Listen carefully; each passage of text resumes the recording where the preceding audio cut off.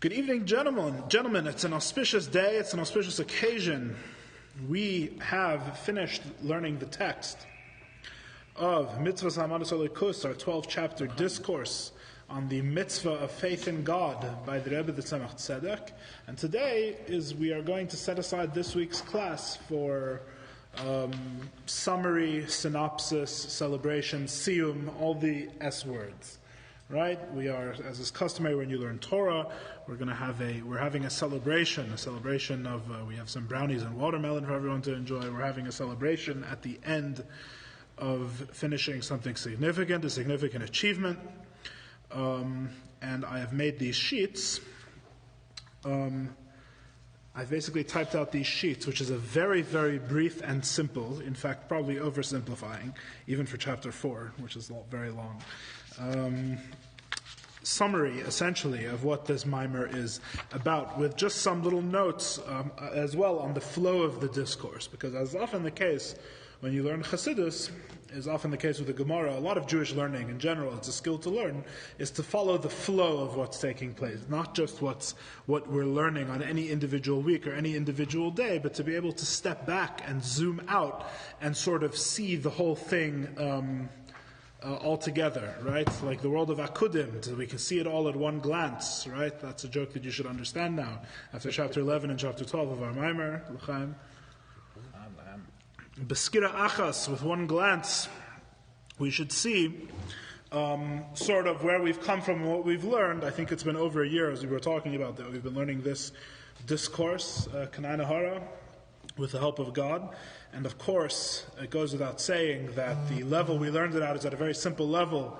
And as one of my teachers in Yeshiva used to say, the first time you learn it is just so that the second time isn't the first time, right? In other words, this should be, God willing, not a departure from this discourse, but as we say at the end of every Masechta of Talmud that we learn, Hadran Alach, we will return to you. To this discourse. We're not finished with it. It is certainly not finished with us. We have merely scratched the surface of what has happened in this discourse. So although our time spending learning it every Thursday night is for the moment coming to a close, God willing, this class was an inspiration to seek out further classes, to seek out further insights, and to learn more about what's in this discourse. I assure you, there's a lot more in it than what we spoke about. Much, much more. We learned it at a very simple level.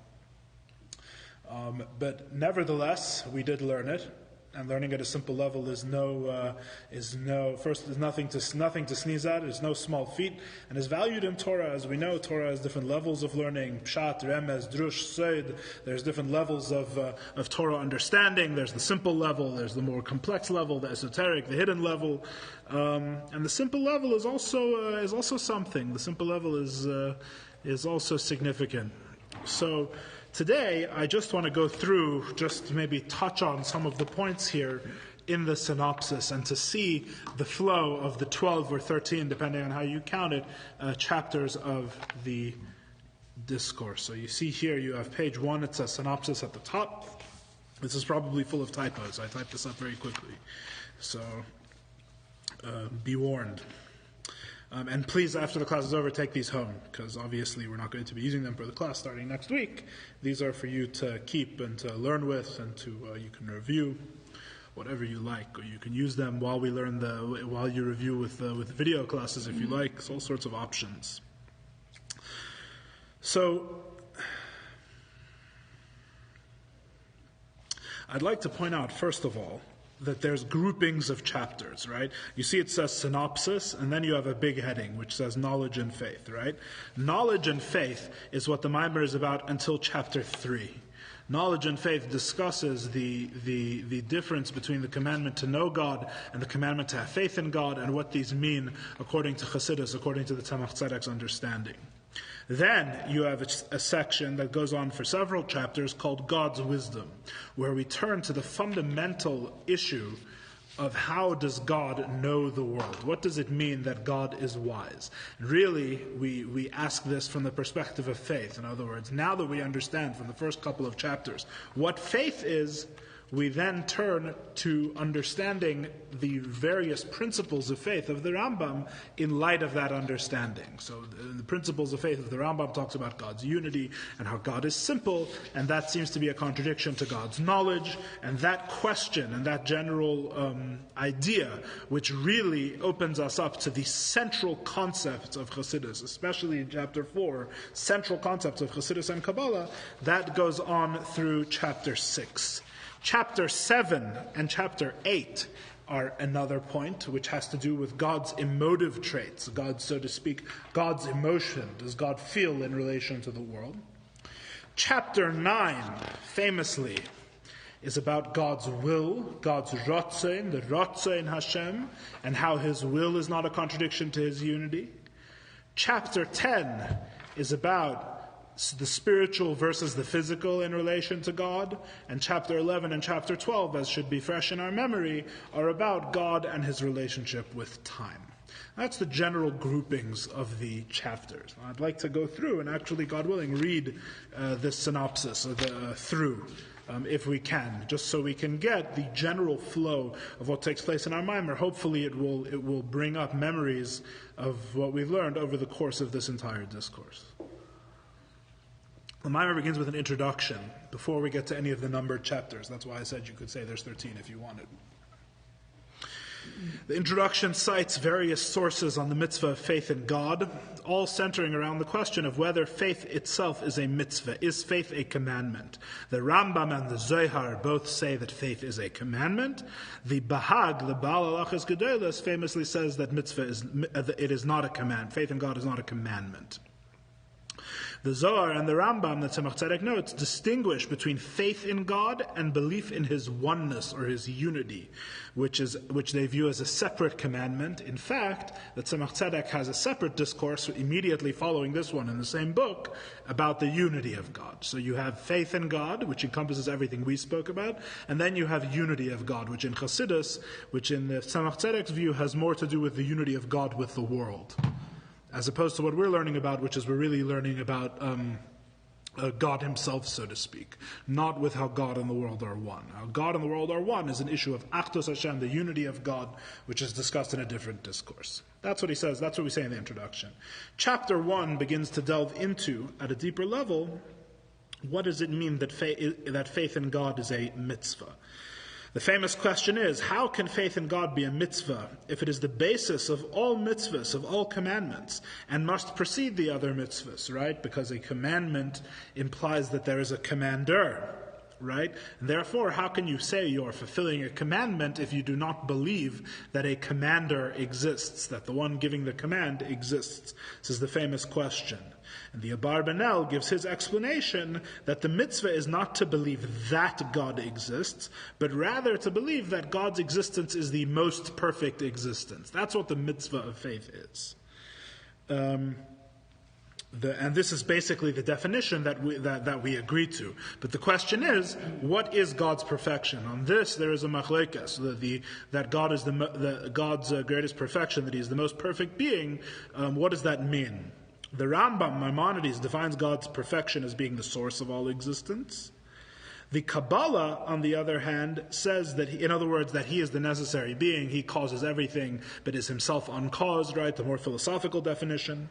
Kabbalah says that definition, that description of God can actually be limited realities, and essentially that definition of God, although very lofty, is fundamentally limited and within the bound of knowledge.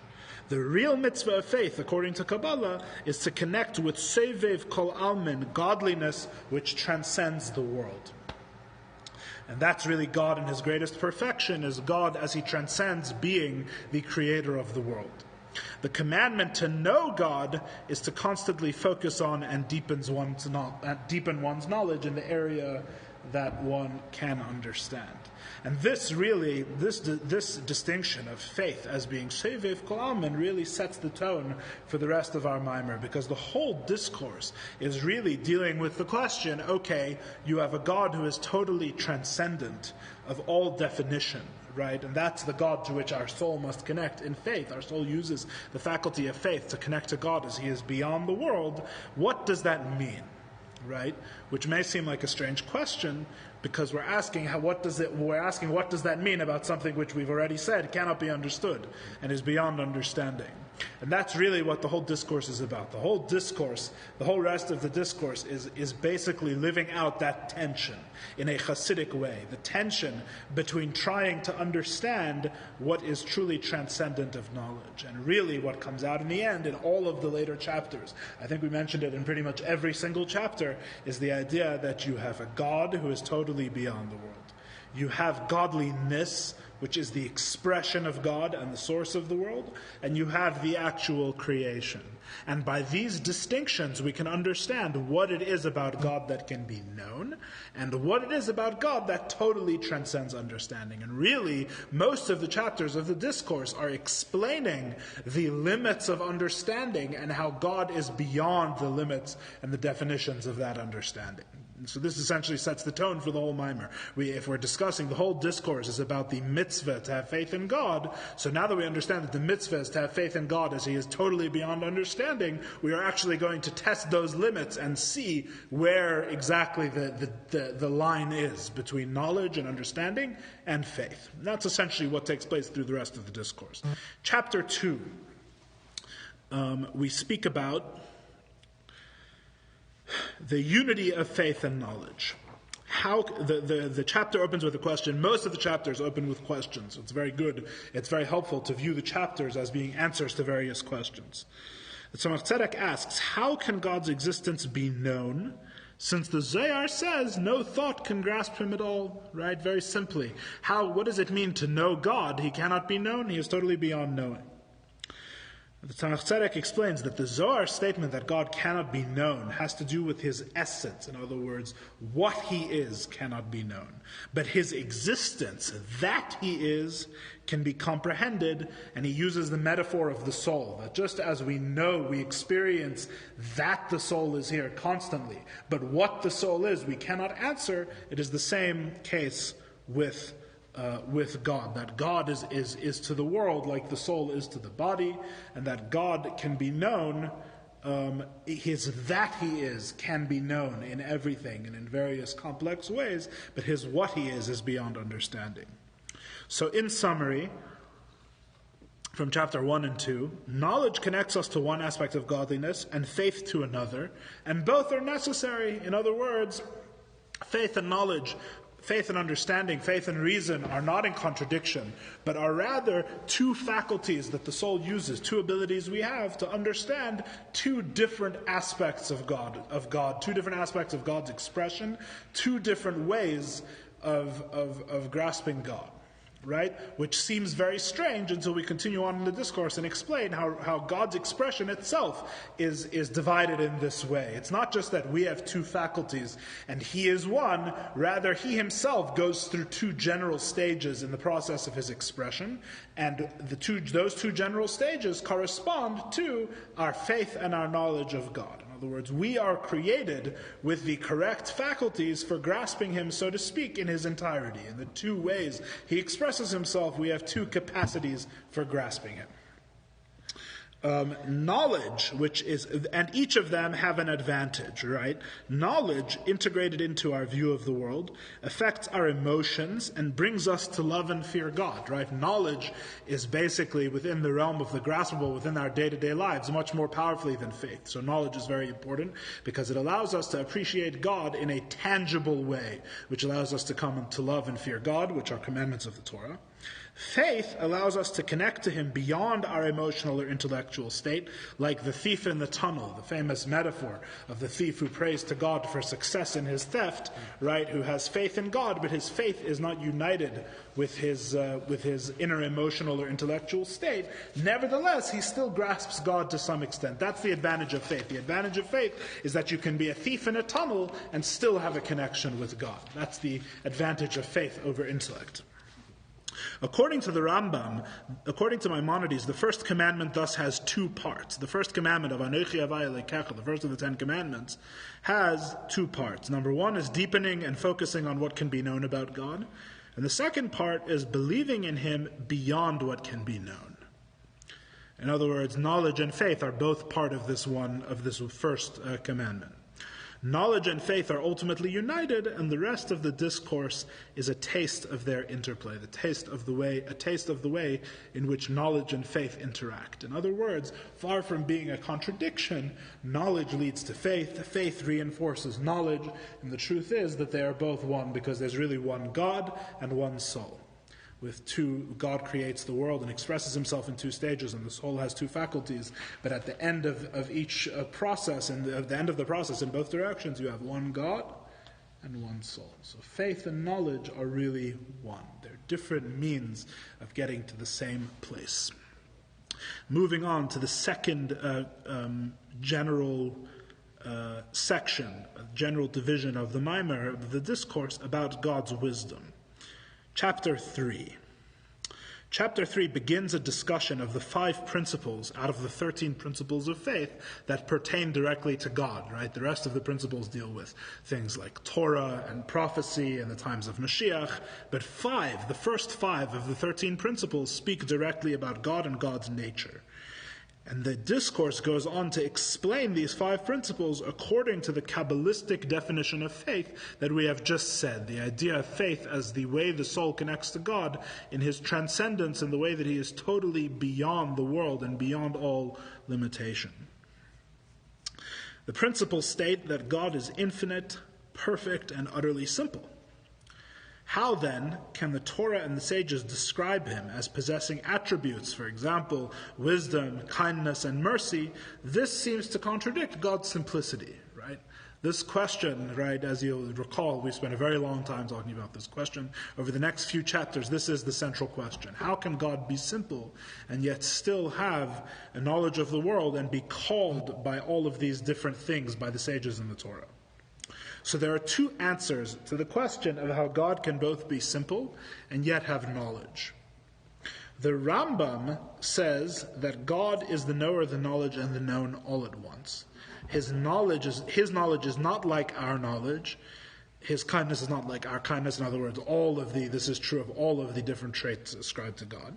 He knows everything by knowing himself, and he has no actual faculty of knowledge. In other words, God and his wisdom are actually one. They're 2 different words, use 2 different names for the same thing. There is just God and there is no faculty of knowledge. The Maharal, on the other hand, the famous Maharal of Prague, says that God cannot be identified with intellect. He cannot be defined even by the Rambam's negative definition. So the Maharal takes issue with the Rambam and says, God forbid to say that God and his knowledge are one because you are lowering God down to the level of his knowledge. And God forbid to say such a thing. You cannot even define God negatively, as the Rambam does, by saying he knows but not in the way that we know, in his essence. The Maharal objects to that and says God in his essence is totally beyond knowledge, is totally undefined. You cannot ascribe to him knowledge in this way. And he therefore disagrees with the Rambam. This is the central disagreement of this part of the discourse. The Alter Rebbe in the Tanya, interestingly, says the Rambam is right up until the spiritual world of Atzilus, but not higher. The Rambam's description of God's knowledge is true up until Atzilus, but not higher, which is something that Tzemach Tzedek mentions here and then explains later how that is so in the next chapter. And the Tzemach Tzedek finishes chapter 3 by saying the Maharal's conception of God is the transcendent conception that faith is meant to grasp. In other words, when we were speaking earlier about faith grasping God beyond all knowledge, this is really what the Maharal is talking about. The Maharal is talking about God as he is completely undefined, and therefore only faith can grasp him that way. Knowledge cannot grasp him that way at all.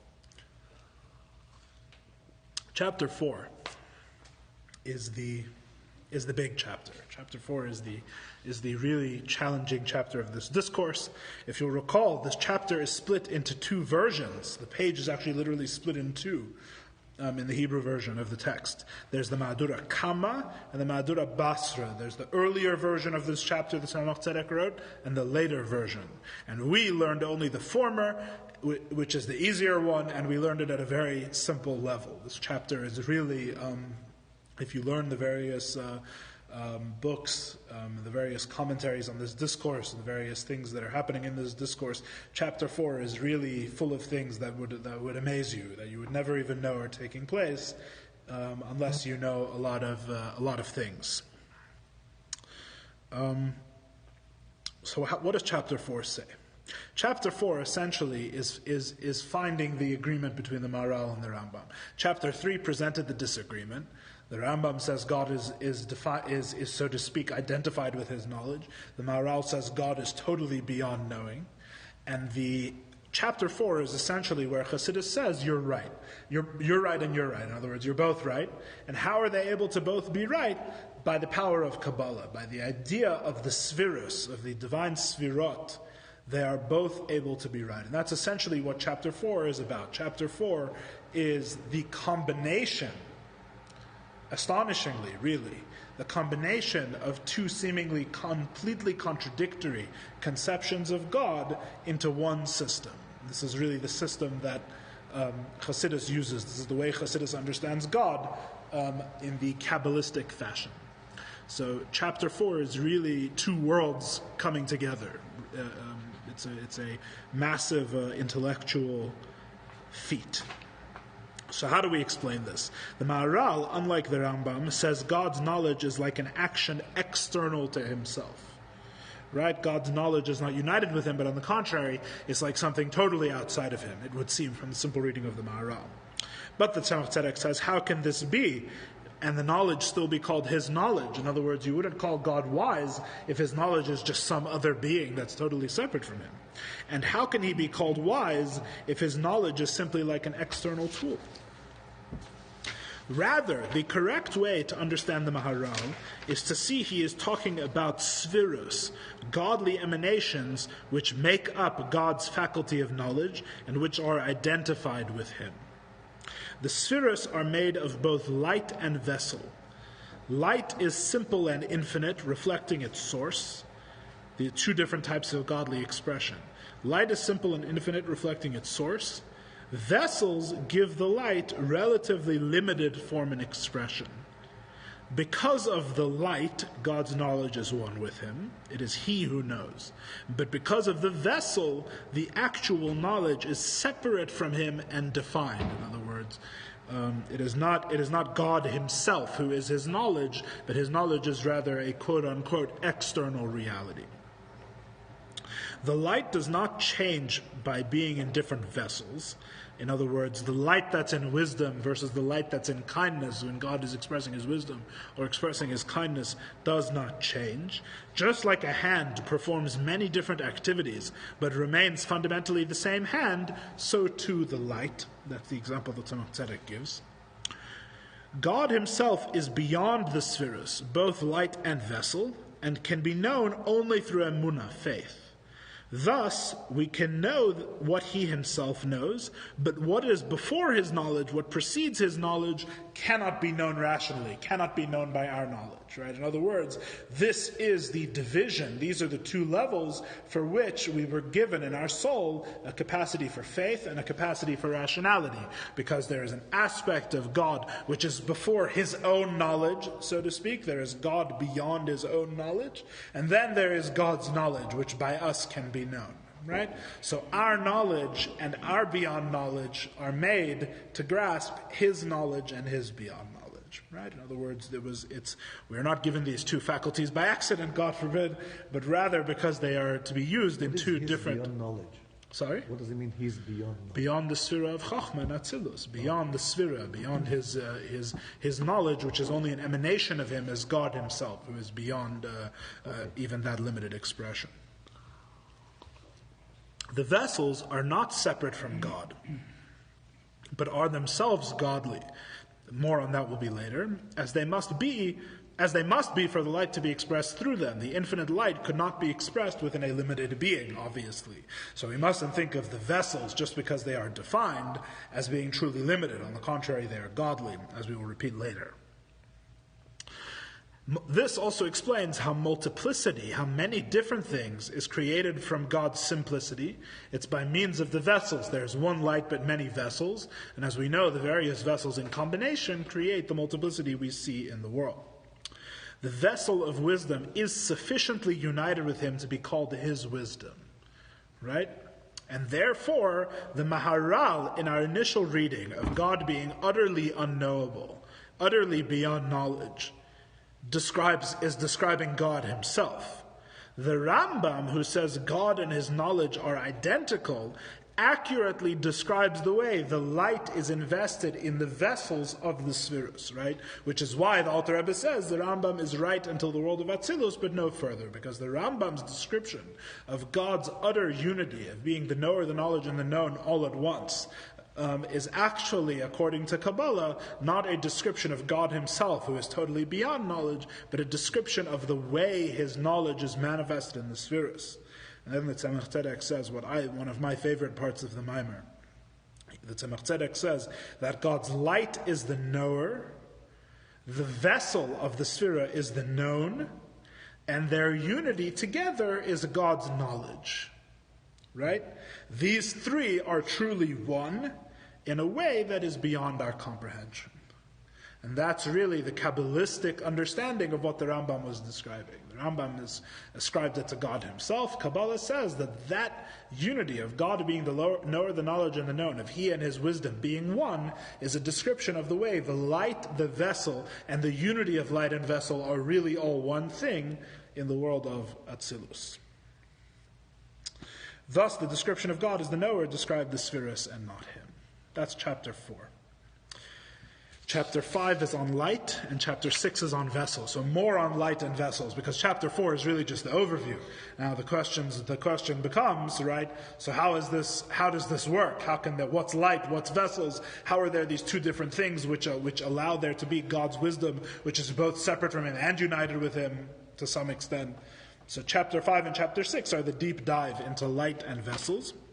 Chapter 5 asks the question, at the beginning of chapter 5 is really the questions for both chapters. The first question is, how can the vessels be called godly when they are limited and defined, unlike God? And the second question is, and does not the light adapt to the nature of each vessel, like the soul in each organ of the body, thus showing God to change? Right? In other words, or a different way of saying it is, how does this idea of that it's the light that changes and not him that changes, so to speak, solve anything? Well, what does that mean, in other words? How is it that the spheres change, but that does not change him himself?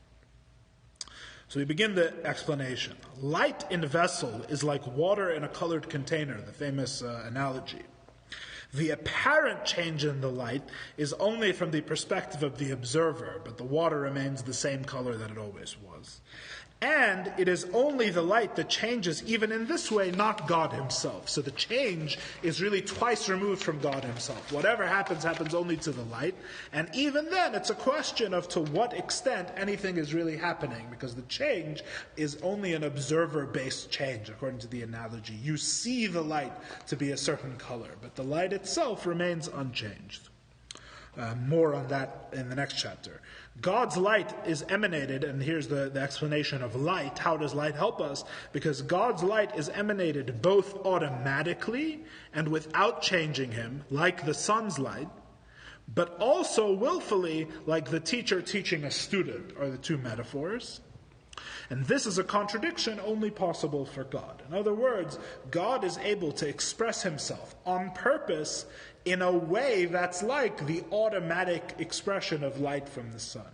Just as the sun emanates light, irrespective of where it will fall, irrespective of whether there's any receiver, the sun would emanate light even if there was no universe outside of the sun. Even if the universe ended at the surface of the sun would still emanate light the exact same as it does in the world as it actually is now. It makes no difference to the sun whatsoever. So too with God, his expression of himself is as if, and in a way, it's as if it's automatic, that it makes no difference whatsoever whether there is any, so to speak, receiver or any reality outside of God. On the other hand, In our world, that sort of emanation can only happen automatically, but not willfully, because for it to be willful, to do it on purpose, and to choose to do it in a certain way, means that you are taking into account what you are doing for a human being. You can only have one or the other. You can only have an automatic emanation or a willful emanation, but not both. And God, not being limited by the limitations of the world, is able to have both at the same time. I'm not sure if it's something we can fully understand. It's a contradiction. God is able to have both at the same time. He chooses to emanate the light, but the light is also emanated, which is why it's called, one of the reasons it's called light, is emanated in an automatic way, such that it does not change him. It is what he would always do. Right? And both of these are true of God. What's the significance of it? The significance is that the changes in the light, right, that the light then goes on to create a world of multiplicity and changes or whatever, does not affect him. Just like the sun is not affected by whether its light lands on a plant or on a wall or anything like that. It doesn't affect the sun at all, right? So the question is, but if it doesn't affect God, that must mean he's not in control, right? Because just like the sun's light is outside of him, the answer is no. He's both in control and unaffected. He's able to have both of these things, which is because he's God. He doesn't have the limitations of having to choose between one or the other. That's the nature of the light. Chapter 6 on vessels and Symptom. Here is where we talk about the Kabbalistic story of creation, in which God and his light fill the void. He moves his light to the side and sends forth a ray of the original light to create the world. The Symptom, or contraction, is necessary in order for limited beings to exist.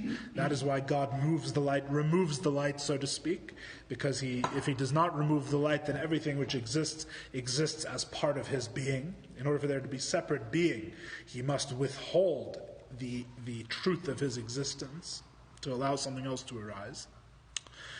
The Tzimtzum, quote-unquote, removes the light back into his essence. That's what it means that it's put on the side. It returns to its source. And thus, the Tzimtzum itself constitutes no change for God himself. Like the sun, as I was just saying, being only able to emanate the light within its body, but not externally, quote-unquote, right? The Symptom is only really true from an outside perspective. To him, it is as if it never happened, right? As we described, I think it was a parenthesis just thrown into the chapter here, that God's light, before the Symptom emanates within him, and after the Symptom emanates within him.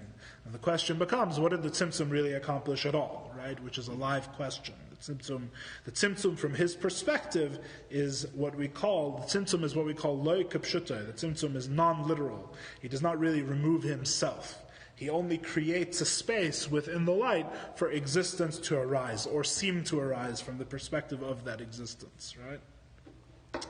A Tzimtzum is necessary because unlike God's wisdom and our wisdom, which are vastly removed from one another, but in a causal relationship. In other words, our Chachma ultimately derives from God's Chachma, the Sphira of Chachma. God's wisdom and his infinite light have no relationship whatsoever, because his infinite light is not defined in any way. The infinite light must therefore end, so to speak, for his wisdom, the Sphira of wisdom, the Sphira of Chachma, to begin. And that's why there must be a Tzimtzum. Right? Because there's no causal relationship. You cannot get causally from the God's infinite light to the Sphira of Chachma. And more on that later. The vessels are united with God. Michael, the angel Michael, is a separate created expression of God's kindness. But the Sphira of Chesed, the vessel of God's actual kindness in Atzilus, is truly his kindness. Right? Not all kindnesses in the spiritual realms are created or created equal. The angel is a separate entity, but his kindness, the Sphira of Chesed, or the Sphira of Chachma, Sphira of Chesed is actually his kindness, because the vessel is totally united with the light, and the vessel is itself godly. We then move on to discussion of God's emotive traits, whether when it says that God loves or God punishes, right, he loves mitzvahs or he hates wickedness, he hates evil, what does that mean? So chapter 7 begins with the discussion of the idea that the Torah speaks in the language of man, which means, according to philosophy, that God does not actually feel any love behind his, so to speak, loving actions. In other words, God expresses himself in a way that human beings will naturally understand it in a certain way. He does an action to us that he knows we will interpret as him loving us, even though he himself does not actually have any emotion of love. Because according to philosophy, obviously God is beyond having any emotions. There is just God. There is no faculty of love or faculty of hate or anything like that. So therefore, God's actions from that perspective are merely external to him and interpreted by human beings in the way that God knows they will be interpreted because he speaks in the language of man. Kabbalah says as Kabbalah on the other hand says that there is true emotional change in the spheres. The spheres are the key to everything, as we've been discussing. Because God's light is in the spheres, it is truly his love. Right? Even though it is at that remove with a limited vessel and a light which is not he himself, nevertheless, because the light expresses him himself and the vessel is also godliness, therefore we say it is truly his love. From the spheres in Atzilus, there is a further process called Seder Shtalshalus, the chain-like order of descent of the worlds, by which the rest of the worlds are created, Tzemach Tzedek says. God both oversees the world and rules it utterly, as we say in the fifth principle of faith, but he also does not undergo any change, as we see in the second principle. And that's what we've been explaining. We've been explaining how the second principle and the fifth principle are not in contradiction. Chapter 6 asks an interesting question. It says, if everything comes from God, what could motivate him? Chapter 8. Chapter 8. If everything comes from God, what could motivate him emotionally? Right? Nothing that exists is truly real in the same way that God is real. And therefore, what could call forth his emotion? In other words, we are moved. Having emotion seems to be a fact of the reality that we are embedded in. If something is real to us, it moves us emotionally.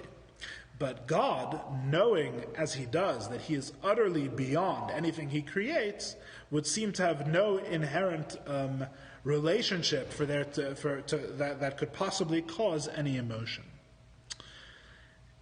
The Tzemach Tzedek says that in his essence, God is truly exalted beyond all emotion. After the Symptom, however, good evening. I'm dropping off some counselors. Oh, okay. Yes, to the house. To the rabbi's house. To the rabbi's house, right? Rabbi's house? Yeah. Ask the rabbi quick if you want. Okay, I'll go quick.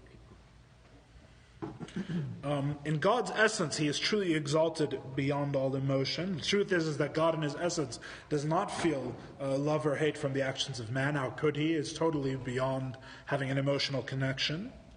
After the Symptom, however, he lowers himself down to be affected by the acts of the righteous and the wicked. And as we explained, this is God's lower perspective, his Das Tachton, which is also a perspective of God. In other words, this is also a truth of God, that he lowers himself down to be affected in the spheres. Asks the Tzemach Tzedek, how can he feel emotion in the spheres if they are united with his essence, which does not change? Aren't the spheres united with God? So how can there be an emotional change there? And the answer is that he chooses to involve himself with our world and respond emotionally to what takes place here, even though he himself, in his depth, so to speak, is fundamentally removed from that emotional involvement. Like a father is removed from his small child, to whom he explains emotion for the son's benefit. Right, as was the metaphor that Tzemach Tzedek used. So in other words, there is emotion. The emotion is real at a certain level. At another level, it's not really real. So in other words, when we say that the spheres are changing emotively, do not mistake that to think that this is really a change in God's essence. Why then, says the Tzemach Tzedek, if he is merely choosing to be emotionally involved, does he not involve himself emotionally without a tzimtzum? Why then, if he can choose to be involved in a limited world, why does he actually need to contract his light? And the answer is because that itself is what makes the world limited, which is impossible, which cannot happen without a tzimtzum. The worlds would not be limited, right? To the extent that anything is impossible for God. Fine. If you go and find the actual class where we talked about that, I touched on that whole question and what some direction towards an answer to that question might be. Moving on to chapter 9, where we begin to talk about God's will. Why is there a separate section for God's will? The Tzemach Tzedek explains. Will appears closer to the self than emotion or even intellect. It is hard to imagine will as separate from the individual soul itself. In other words, will is a fundamental soul capacity. It's not something which we can even conceive of as separate from the soul. When the soul desires something, it seems to be the soul itself that desires. How then can God's will change, as is described in the Torah? One rabbinic opinion, brought by the Tosfos Yom Tov, famously says that all apparent changes in his will were pre-programmed into the universe from the beginning of creation. So in other words, he had one will, and that will was multifaceted and meant to unfold over time, so his will doesn't actually change. It only seems from our perspective to change because we're within that single, the time span of that single will. According to the Rambam, however, God's will actually changes, and it still does not affect his essence, says the Tzemach Tzedek. Because will is essentially a garment like any other, and changes in it do not affect the wearer. Only humans are limited to having a will truly intertwined with their essence. God has chosen the Jewish people to have a special ability to affect his will, since their souls are essentially one with God. His changes in will are lights shining differently in various vessels. In other words, when we say God's will changes, we mean he shines his light into a different sphere, into a different vessel. Chapter 10, the shortest and maybe sweetest chapter in the whole discourse, deals with the third principle of faith, which says that God is not a body nor a potential for a body. The Tzemach Tzedek interprets this according to Kabbalah and says that to him there is no difference between the material and the spiritual. The Gentiles say God is spiritual and has therefore abandoned the earth because the earth is too physical a realm for him. The Jews maintain that he is beyond being limited to spirituality. He is beyond both material and physical. Spiritual and material, what did I say? I said Material and physical. Oh yeah, material and spiritual, pardon me. And the last two chapters are about God and time, very briefly. Chapter 11. The fourth principle of faith says God is beyond time. He is not eternal in time, but rather exists beyond time, and time is a creation. Time is comprised of limited units, and no composition of limited units produces an infinite extension, which means that time is a limited creation. What does it mean that the order of time existed before the creation, asked the Tzemach Tzedek? First, we must understand how God looked into the Torah and created the world.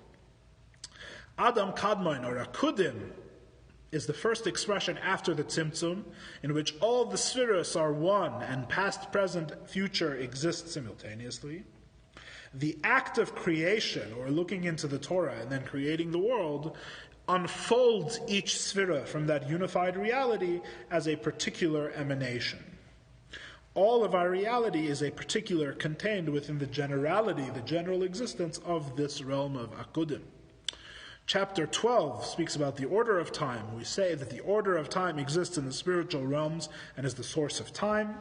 Time comes into being the same way particular emanations derive from higher, more general ones, and God's essence is beyond both time and the order of time. And I'll just add that we had our little piece at the end from last week about how this also explains a little bit about how God knows everything beforehand, and yet man still has free choice, the ability to choose his actions morally. And that is the synopsis of all 12 chapters of our discourse. I hope everyone will have some brownies and eat some watermelon. And get some vodka, maybe? No, I don't have any vodka. I have. Okay. Shall I bring? Will you drink it? I don't know. I know. Okay. Our God willing, next week, I think because there is no English translation that I'm aware of the Tzemach Tzedek's Mitzvahs Achdus Hashem, which is really the sequel to this discourse. So instead we are going to skip the sequel, and we are, God willing, going to start learning the second part of Tanya. We are going to learn the Shar HaYichud V'Ha'emunah. We're going to learn it, God willing, with from the classes of Rabbi Yoel, the greatest teacher of Chabad Chassidic, the Rebbe's Yeshiva in 770. I'm going to base my classes off of his classes and hopefully capture at least a little bit of what he says about the second part of Tanya. It's 12 chapters long, which seems appropriate for us after this discourse. And God willing, that'll be our next project. So, l'chaim. To the Rabbi. Congratulations and thanks to everyone. And Mazel tov to us. And God willing, next week a new start, fresh beginning.